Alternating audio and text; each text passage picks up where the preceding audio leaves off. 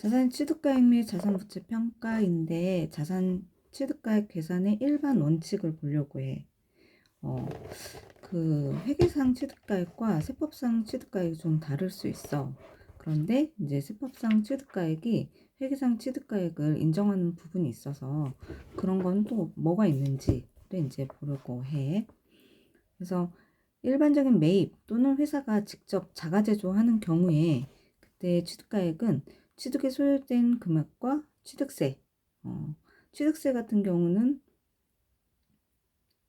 자산의 취득 부대 비용에 해당이 되거든. 그래서 그런 금액하고 등록면허세 그리고 이런 자산 취득할 때 들어간 중개수수료 이런 것들도 취득 시 부대 비용이 되거든. 그런 것들 합쳐진 것들을 이제 매입 자가제조 할 때 세법상 취득가액으로 본다.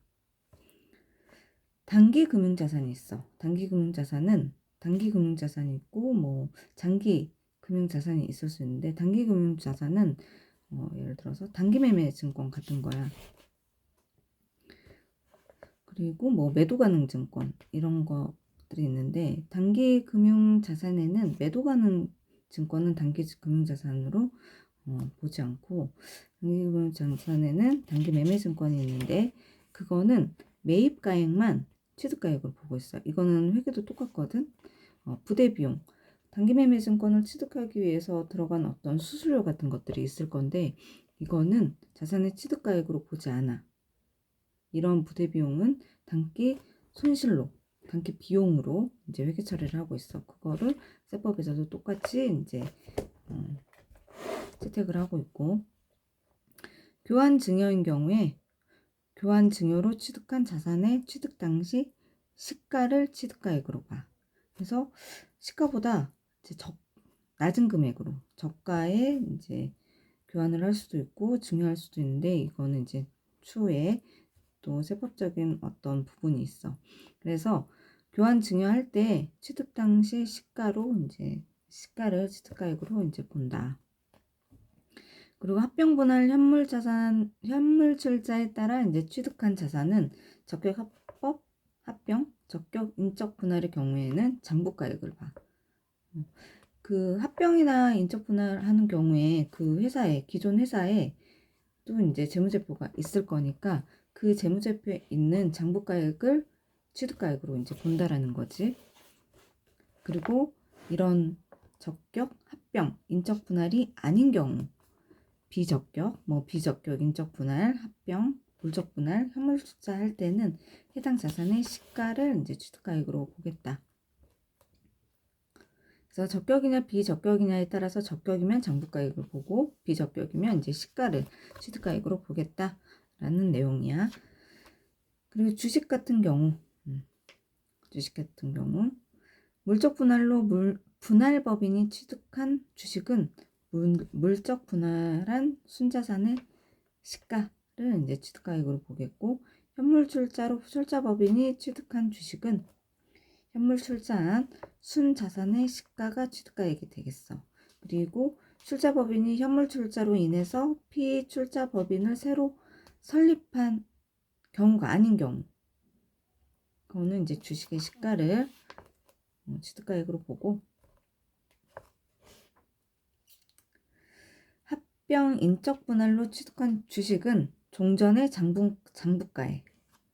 그래서 합병하고 인적 분할 하기 전에 그 원래의 회사가 있겠지. 그 회사에 장부가액이 있을 거야.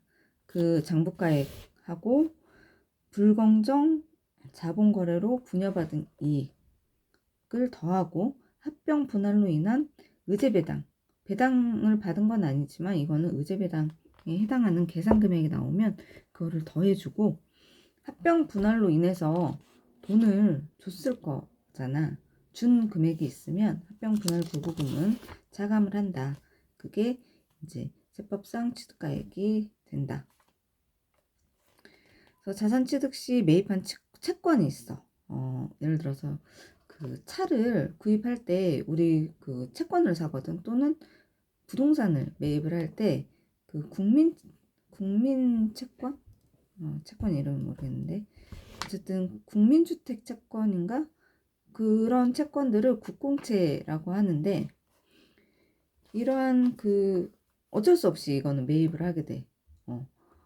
예를 들어서 1억짜리 건물을 사게 되면 뭐 한 5% 정도 해가지고 한 50만 원 정도의 채권을 사야 돼. 근데 우리는 이 채권을 필요로 하지 않잖아. 별로 이건 어쩔 수 없이 산 금액이기 때문에, 그래서 즉시 할인을 하게 돼 있어. 이것도 채권이기 때문에 기간이 있거든. 그래서 그 기간 내에 갖고 있으면은 원금을 찾는, 이자 좀 받을까? 그런데 우리는 이게 필요하지가 않아. 어쩔 수 없이 산 거기 때문에 보통 즉시 할인을 하게 돼 있어. 할인을 하고 있어. 그래서 만약에 이런 채권을 매입해서 내가 보유를 하겠다. 보유를 할 수도 있거든. 즉시 매각을 하기도 하지만. 그래서 이거를 매입을 했으면 원칙이 국공채를 명목가액으로 이제 평가해서 취득가액으로 하게 되고, 예외가 이 국공채를 현재가치로 평가를 해. 그래서 이 국공채를 이제 100만 원짜리 국공채를 샀다 그러면 현재가치가 해당 기간에 갔을 때 100만 원인데 현재 가치는 이제 좀 더 낮겠지. 100만 원짜리면 현재 가치가 뭐 97만 얼마 뭐 이럴 수 있고. 그래서 이 현재 가치 평가한 금액을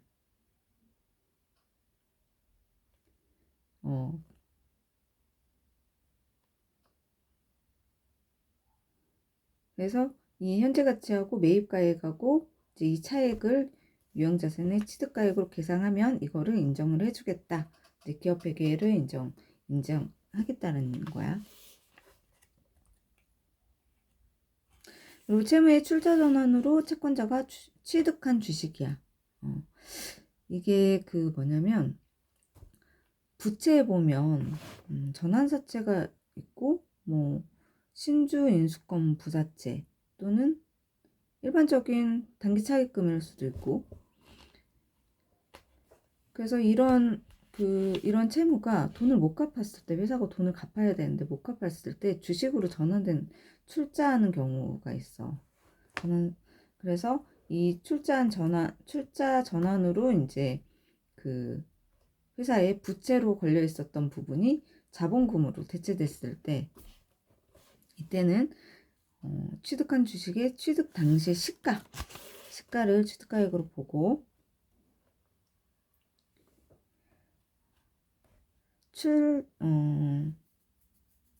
P 33-55의 요건을 갖춘 채무의 출자 전환이 뭔지를 볼게. P 3-55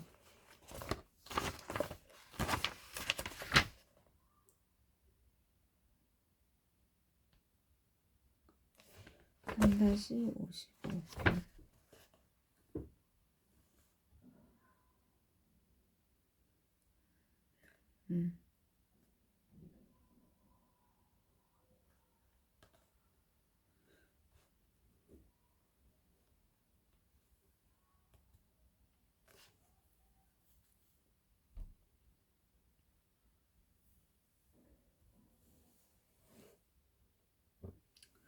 이건 좀 어렵긴 한데, 뭐 채무에 출자 전환 내용이 포함된 회생 계획인가 결정을 받은 법인이나 뭐 기업 개선 계획의 이행을 위한 약정을 체결한 부실 징후 기업, 뭐 이런, 어쨌든 뭐 현재 상태가 좋지 않은 회사인 거지.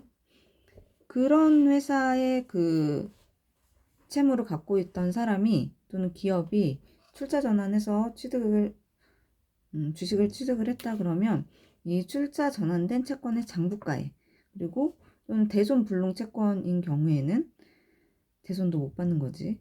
그러면 취득한 주식의 취득 당시 시가를 이제 취득가액으로 보겠다. 일반적으로 이제 시가인데, 좀 부실 기업인 경우에는 이제 장부가액을 취득가액으로 보겠다라는 내용이야.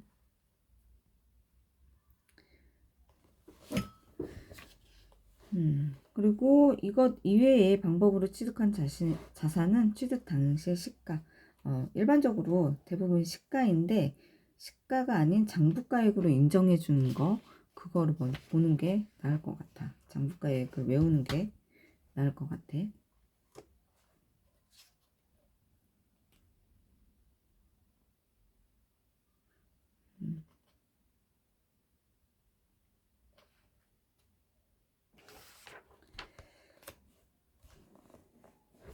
그래서 교환의 경우에는 이거는 자산을 처분하는 거하고 똑같아. 그래서 A 회사의 자산과 B 회사의 뭐 어떤 자산을 이제 교환을 하는 건데, 이 각각은 장부가액이 있을 거야. 그런데 이제 똑같은 금액의 자산을 이렇게 교환을 한다 그러면, 그리고 이제 장부가액도 똑같다 그러면은 어렵지 않겠지. 그런데 갑이라는 회사가 A 기계를 교환을 하는데, 을 회사의 기계 B랑 이제 교환을 하는데, 갑 회사의 그 A 기계가 장부가가 50이었어. 그리고 을 회사의 B 기계가 시가가 60이었어. 그러면 이거를 교환을 했을 때 회사가 그 회사의 그 기계 A의 장부가액이 50이었으니까 기계 B의 취득가액을 50으로 계산을 했을 때, 세법은 이 을 회사의 기계 B의 시가인 60을 취득가액으로 보겠다라는 거지. 그래서 이때는 이제 지금 자산이 10만큼 덜 계상이 되어 있기 때문에 10만큼 입금산이 유보하는 세무조정을 하게 된다라는 거야.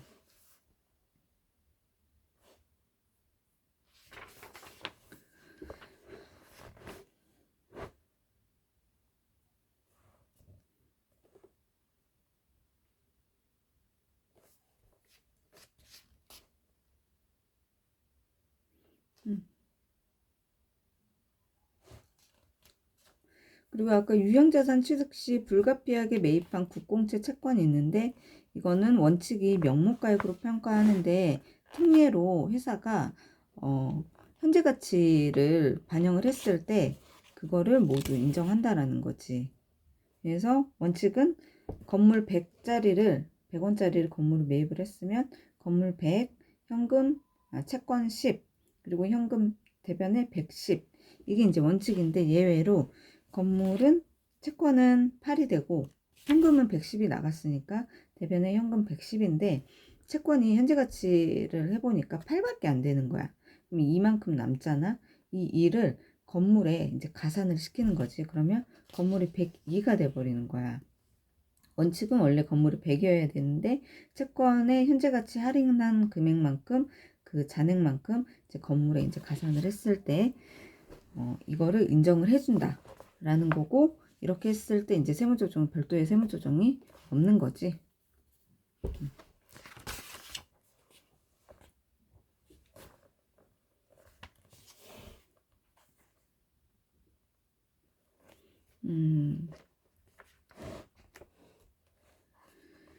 그리고 특별한 경우에 취득가액 계산을 볼게. 무상취득, 저가매입, 고가매입이야.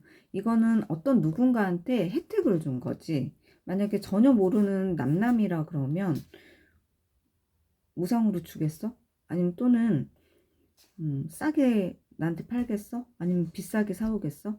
일반적으로 돈을 주고 일반적인 시가를 뭐 조금 할인은 받을 수 있겠지만, 우리가 그 특수관계자한테 얘기하는 그 금액이 있어. 퍼센테이지가, 이게 이제 시가보다 뭐 30%, 뭐 고가 매입을 했다, 저가 매입을 했다 그러면 이걸 이제 부당행 계산 부인 계산하는 게 있는데, 이걸 이제 증여로 볼 수 있겠지. 누군가가 혜택을 받으니까. 근데 이제 법인 같은 경우는 증여세 개념이 없기는 해. 근데 이거를 이제 부당행 계산 부인으로 보는 거고, 증여세는 이제 개인한테 이제 적용이 되는 부분이야. 그래서 이런 특수한 경우, 특별한 경우에 이제 취득가액 계산을 어떻게 할 것인가 라고 했을 때, 무상으로 이제 취득을 했다 그러면 그 자산의 시가, 건물이 100원짜리가 있어. 너무 적긴 하지만 숫자가 너무 커지면 헷갈리니까, 건물이 100원짜리가 있는데 이거를 탁 준 거야, 회사한테. 개인인 누군가가 줬어. 그러면 이 100원은 지금 무상으로 받았지만 어쨌든 그 자본의 변동이 일어난 거잖아. 자산이 증가했으니까. 그래서 자산이 증가하면서 이거를 이제 무상 돈이 나간 건 아니기 때문에 채무면 자산 수증 이익으로 이제 계산을 하게 돼. 그래서 이 자산 수증 이익은 입금이 되는 거고, 그리고 이제 이거를 이제 계산을 했으면 세무조정은 없어. 별도의 입금이기 때문에. 근데 이게 이제 그 2월 결손금 보전을 위해서 썼다 그러면 세무조정이 별도로 필요하지만, 그런 게 아닌 그냥 2월 결손금도 없는 회사야. 그냥 계속 이익이 나는 회사라고 하면은 이렇게 이제 회계 처리를 했다. 그러면 별도의 세무조정이 없고, 세무조정 아니 회계 처리를 안 했다. 그러면 이제 자산을 증가시켜주는 입금 산입을 해주는 회계 처리가 있어줘야 되겠지. 유보로 이제 소득 처분을 해야 되겠고. 저가 매입의 경우에는 이제 원칙은 이제 그대로 인정을 해줘. 근데 별도의 조정은 불필요. 그런데 특수관계에 있는 개인한테 사왔어. 특수관계. 그러니까 전혀 모르는 사람이면 내가 그냥 싸게 사온 거야. 근데 특수관계에 있는 개인한테 사왔다라고 하면 이거를 이제 유가증권인 경우에 시가보다 저가로 매입한 경우에 시가하고 매입가액의 차이를 입금에 이제 넣어주게 돼 있어.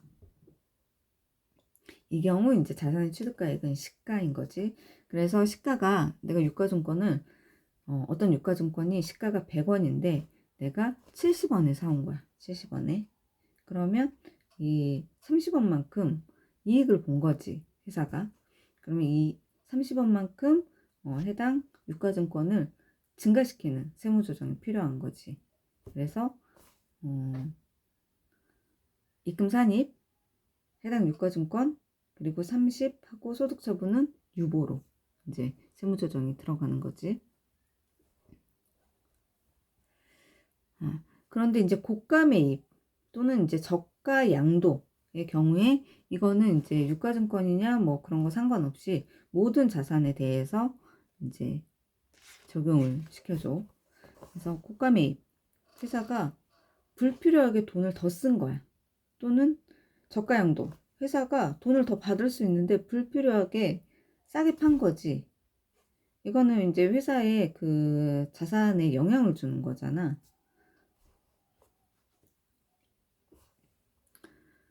그래서 이랬을 때 이 상대방이 특수관계인이냐 아니냐에 따라서 부당행위 계산 부인이 되거나 이제 기부금으로 이제 되는데, 기부금으로 처리가 되면 우리 이제 기부금 한도 계산을 하는 그런 부분이 있으니까 조금 부당행위 계산 부인이냐 기부금이냐에 따라서 세무조정되는 부분이 달라지는 게 있어. 그래서 상대방이 이제 특수관계인인가 그랬을 때 맞다, 특수관계인이다. 그러면 이제 고가 매입을 했다 그러면 매입가액에서 시가를 차감을 해. 그러면 그리고 또 이제 저가 양도를 했다 그랬을 때 시가에서 양도가액을 빼겠지. 그러면은 그 금액이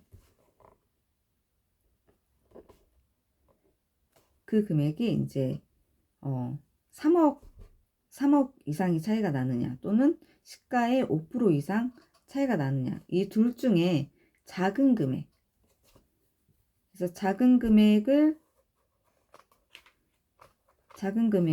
부당행위 계산 부인을 할 때 우리 가지금 인정이자 이게 부당행위 계산 부인의 일종이거든. 그랬을 때 똑같이 3억 원하고 그 해당 시가의 5%보다 작은 거, 둘 중에 작은 거. 그래서 대부분 3억 이하이고 이제 5%에는 대부분 해당이 되기 때문에 가지금 인정이자 하는 것들이 대부분 상해처분하는 게 나와. 그래서 이때는 이제 부당행위 계산 부인에 해당이 돼서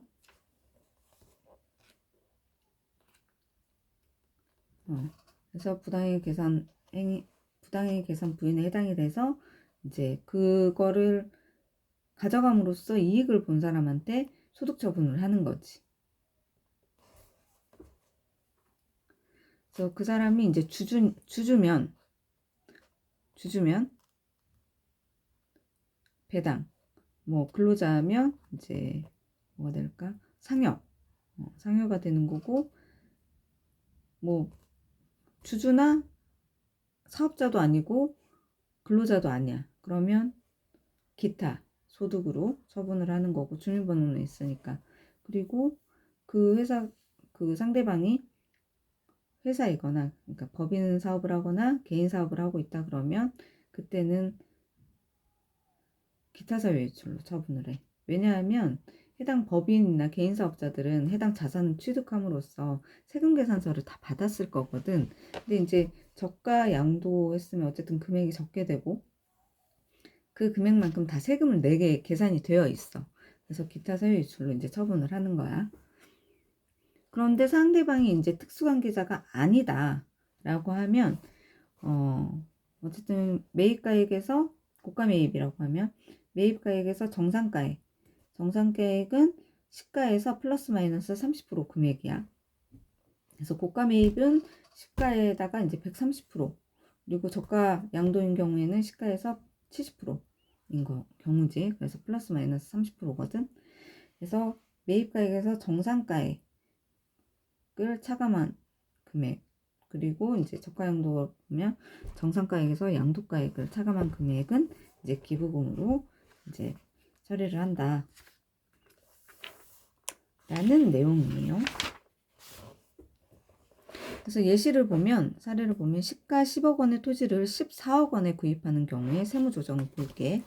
그래서 특수관계인이야.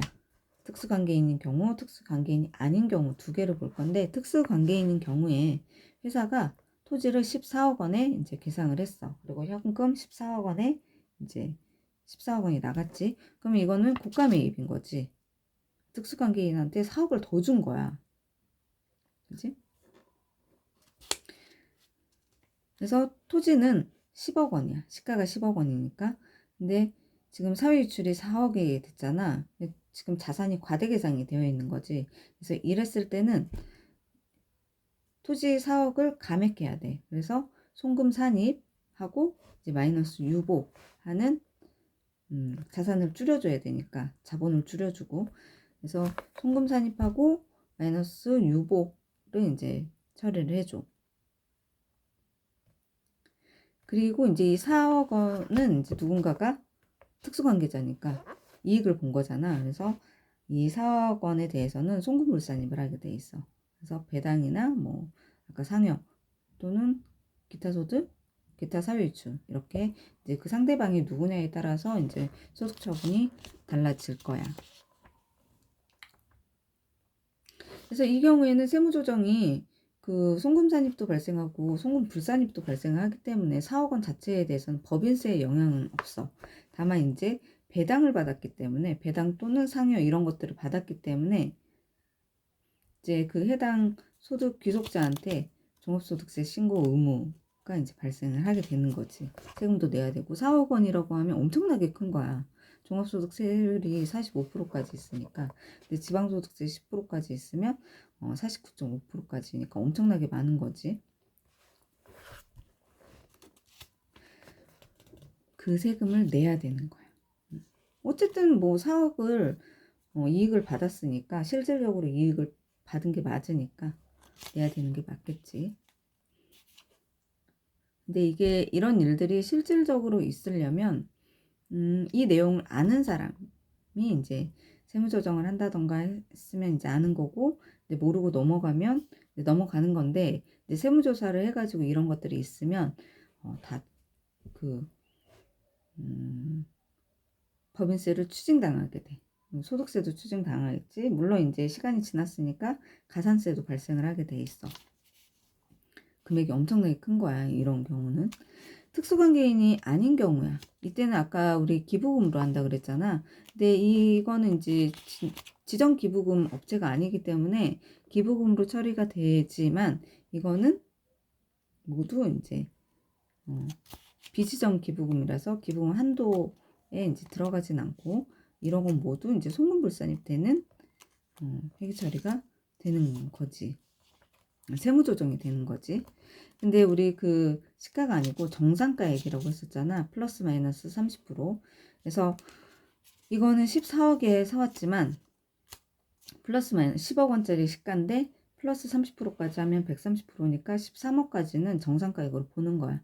근데 나머지 1억만큼은 이제 비지정 기부금으로 해서 송금 불산이 되는 거고, 이 1억 원만큼은 송금 산입 유보를 해줘. 그래서 이거는 이제 기타 사유 유출 등이 되는 거지. 기타 사유 유출. 특수관계자가 아니니까. 근데 이제 특수관계자가 아니어도 일반적인 개인한테 사올 수 있으니까, 일반적인 개인이다 그러면 기타 소득이 될 것 같네. 기타 소득 뭐 근로자도 아니고 주주도 아닐 거니까. 기타 사유 유출이나, 그러니까 해당 상대방이 사업자면 기타 사유 유출이 될 거고, 사업자가 아니면 이제 기타 소득이 될 거고. 이걸 기타 소득으로 하는 게 맞나 싶기는 한데, 이건 좀 알아봐야 되긴 할 것 같아. 왜냐면 상대방은 운이 좋아서 좀 더 비싸게 팔았을 수 있잖아. 근데 여기 기타 사유 유출 등이라고 표시가 돼 있어서 합리적으로 봤을 때 이게 기타 소득으로 처분을 할 수 있는 건인가? 좀 의문이 있긴 해. 왜냐면 그 상대방이 개인이라고 하면, 특수관계인이 아닌 개인이라고 하면 이미 그 양도소득세를 다 냈을 거거든. 그래서 여기에는 기타 소득은 하지 않을 것 같고, 그래서 이런 경우라고 한다 그러면 어떤 자산을 취득을 할 때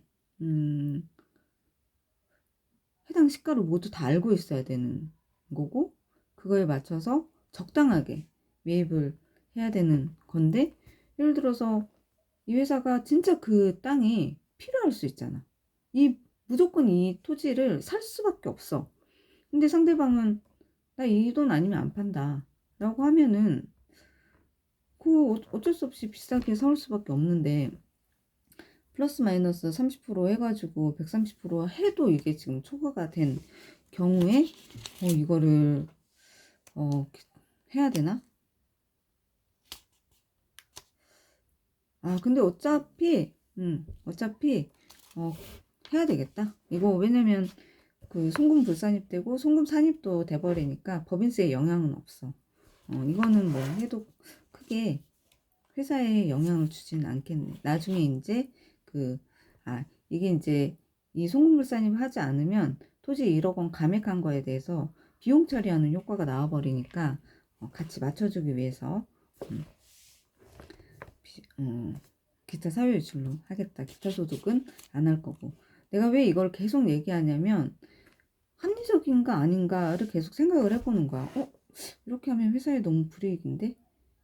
그런데 이제 송금 산입된 금액이 있으니까 해줘야 되는 게 맞겠다. 그렇게 하면은 해당 비싸게 판 사람한테도 양도소득세를 다 냈을 거니까 영향이 없고, 이 회사에서도 송금 산입을 마이너스 유보가 된 송금 산입된 게 있는데 법인세를 1억만큼 덜 내게 하는 효과가 없게 되는 거고,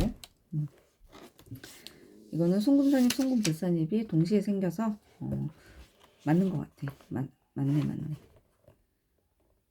이렇게 하면서 공부를 하는 거야. 이해를 하면서.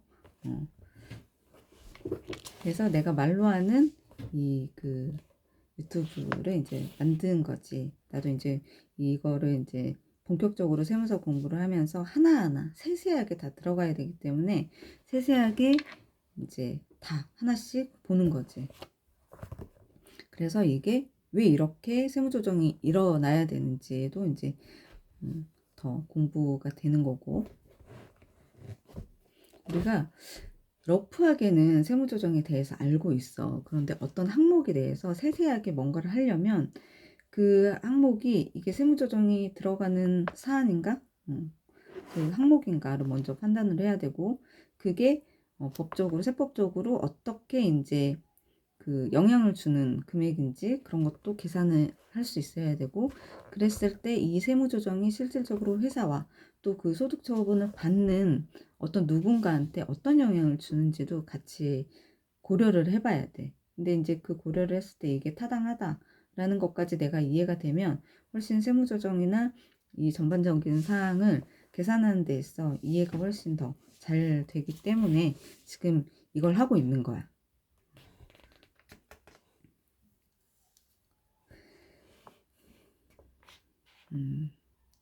그리고 채권 채무에 대한 현재가치 평가 여부인데 구분을 보면 장기 할부 매매 거래, 그리고 채권의 조정, 채무의 재조정, 채권의 재조정, 장기 금전 대차 거래가 있는데 기업회계는 현재가치 평가의 원칙이 있어. 근데 세법은 평가하는 걸 별로 좋아하지 않아.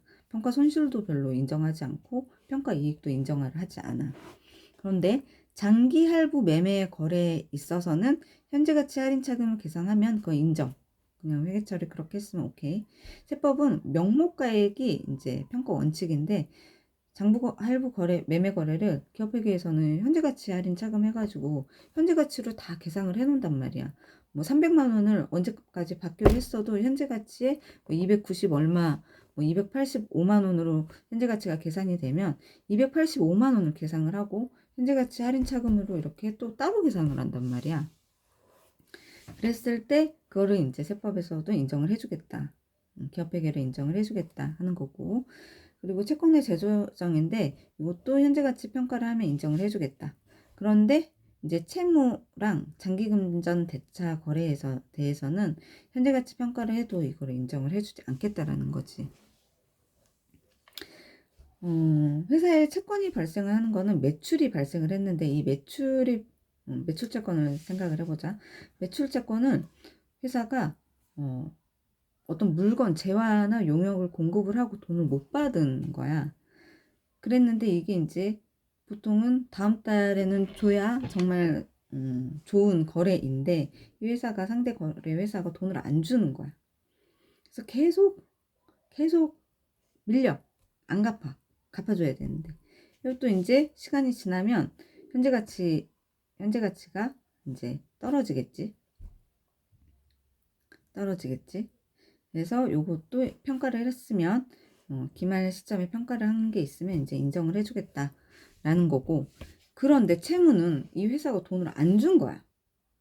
이 돈을 안 준 거에 대해서 현재가치 평가를 하게 되면 이익이 생길 거란 말이지. 근데 이제 이런 평가 이익에 대해서 회계는 지금 현재가치를 원칙이니까 이런 평가한 거에 대해서 세법은 인정을 해주지 않겠다. 너희가 할 수 있었는데 하지 못한 거에 대해서. 채무는 회사가 돈을 갚았어야 되는데 돈을 안 갚은 거잖아. 그래서 채권은 돈을 받고 싶지 근데 못 받은 거야. 어쩔 수 없는 불가항력적인 부분이 있는 거고, 채무는 이행을 하지 않는 거야. 그래서 이거에 대해서 평가한 건 인정해주지 않겠다. 그런 거고, 장기금전 대차거래는 실은 회사는 이게 주업이 아닌 회사라고 하면 굳이 돈을 왔다 갔다 하면서 그런 거래를 할 필요가 없거든. 근데 그거를 했어. 이게 불가항력적인 게 아니지. 그냥 자유의지에 의해서 회사가 한 거란 말이야. 그래서 이런 것들도 인정을 하지 않겠다라는 거지. 나는 그렇게 지금 이해를 하고 있어. 회사가 불가항력적인 거, 그리고 정상적인 거래에 대해서는 현재가치 평가한 거를 인정을 해주겠다. 오케이. 그런데 불가항력적인 것도 아니고 뭐 자의에 의해서 했던 것들, 그런 거래에 대해서 현재가치 평가한 거는 인정하지 않겠다라는 거야. 그래서 이렇게 인정을 해주면 회계 처리를 했을 때 세무조정이 없어. 근데 인정을 안 하는, 세법에서 인정을 안 하는데 회계 처리 해놓은 게 있어. 그러면 그런 경우에 이제 세무조정이 필요하다라는 얘기야. 자산을 늘려놓은 상태, 재무상태표에 늘려놓은 상태면 자산을 줄여줘야 되겠지. 그래서 송금산입이 되는 거고, 또는 입금 불산입이 되는 거고.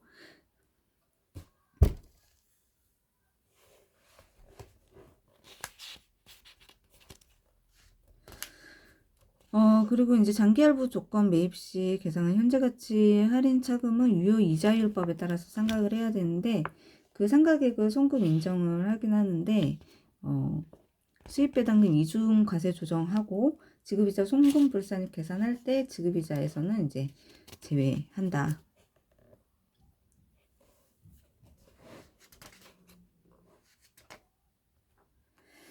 그리고 자산 취득 관련 지급이자인데 연지급 수입이자가 있어요. 연지급 수입이자는 수입자가 이제 선적 서류 또는 물품을 인수한 날로부터 일정 기간이 지난 후에 수입대금을 결제하는 조건의 수입이야.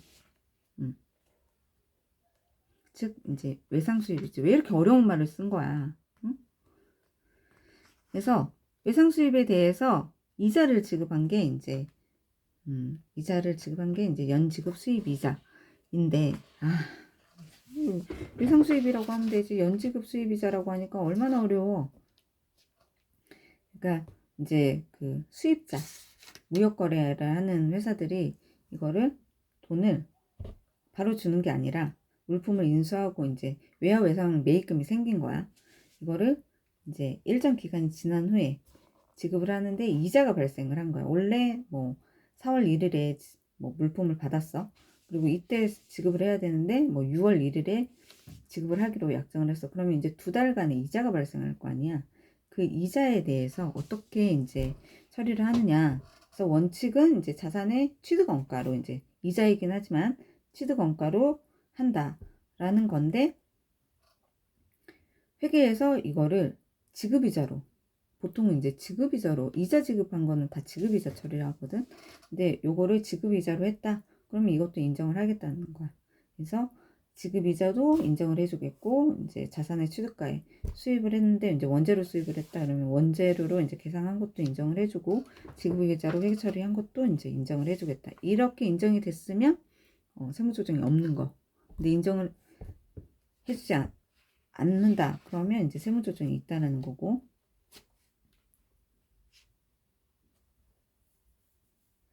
근데 이제 건설 자금이 있어. 건설 자금. 어떤 그 건물을 짓거나 또는 배 같은 큰 뭐 동산 같은 거를 만들 때 기간이 많이 걸리거든.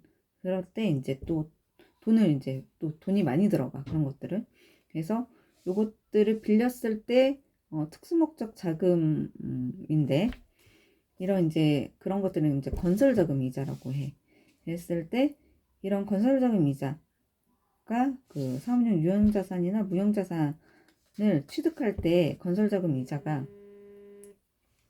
들어가는 거라고 하면 자산의 취득 원가로 이제 계상을 해야 되는 게 맞는데 요거를 지급이자 처리를 했다 그러면 요거는 이제 세무조정이 필요해.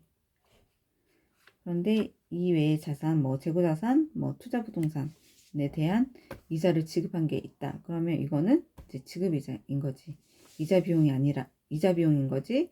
뭐 해당 뭐 재고자산의 취득원가로 가산하거나 투자부동산에 가산하지 않는다라는 거야. 만약에 이렇게 했으면 세무조정이 발생을 하는 거지. 지금 자산은 이제 재고자산은 과대 계상한 거고 투자부동산은 과대 계상한 거기 때문에 송금산이 이제 마이너스 유보하는 송금산입 회계 처리가 일어나는 거지. 이때 이제 반대의 조정은 없어. 왜냐면 원래 지급이자 처리를 했어야 되고 송금으로 처리를 했어야 되는데 그게 안 된 거지. 다만 이렇게 했을 때 우리 지급이자 송금불산입 회계 처리하는 그 세무조정을 할 때는 이 이자를 또 넣어야 돼. 좀 그래서 웬만하면 실제 업무를 할 때는 세무조정이 일어나지 않게끔 하는 회계 처리를 할 수 있도록 했었어. 내가 일을 할 때는. 왜냐면 세무조정이 이게 너무 어려워져 버리거든. 유보라는 거는 계속 관리가 돼야 되는데 이게 처분이 일어나기 전까지는 계속 남아있어. 그래서 자본과 적립금 을표에 계속 남아있어서 이게 계속 그 회계를 담당하거나 세무조정을 담당을 했으면 이 내용에 대해서 알 건데 이제 우리가 뭐 그 평생 지장이 없잖아. 그래서 담당이 막 바뀐단 말이야. 몇 년에 한 번 막 바뀌기도 하고 1년에 한 번씩 바뀌기도 하고 그러다 보면 이제 시간이 지날수록 이 내용이 이게 뭐지? 이 세무조정이 뭐지? 역으로 막 찾아가서 보려고 해도 해당 세무조정을 어떻게 했는지에 대한 자료가 없으면 이게 뭔지 모른단 말이야. 그래서 이제 그냥 유보 뭐 그냥 냅둬 버리는 경우도 있고 뭔지 모르는 유보가 계속 넘어오기도 해. 그래서 실무적으로 그런 애로사항이 있다.